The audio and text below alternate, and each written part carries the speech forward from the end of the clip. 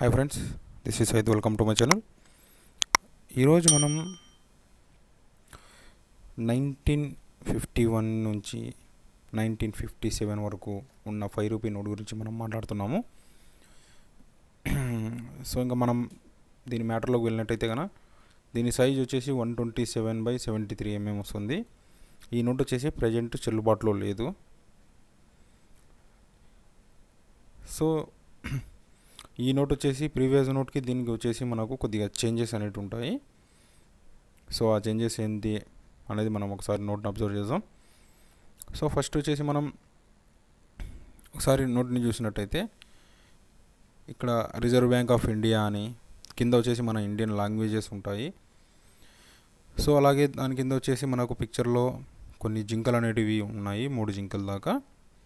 So అలాగే left side చూసుకున్నట్టయితే 5 అని, రైట్ సైడ్ చూసుకున్నట్టయితే వచ్చేసి ఆర్బీఐ సింబల్ అనేది ఉంటుంది. సో వాటర్ మార్క్లో సేమ్ ఇండియన్ అశోక సింబల్ అనేది ఉంటుంది. సో ఇంకో సైడ్ చూసుకున్నట్టయితే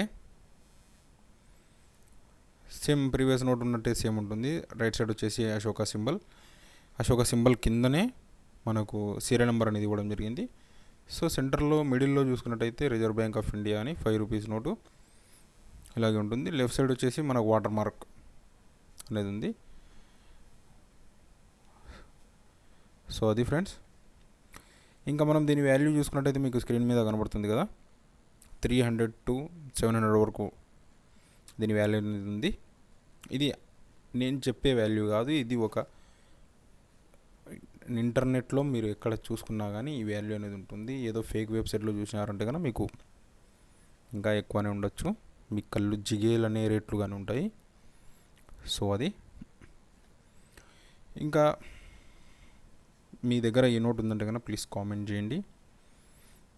ఐ హోప్ మీకు ఈ వీడియో నచ్చింది అనుకుంటున్నాను. వీడియో నచ్చిందంటే ప్లీజ్ లైక్, షేర్, సబ్స్క్రైబ్.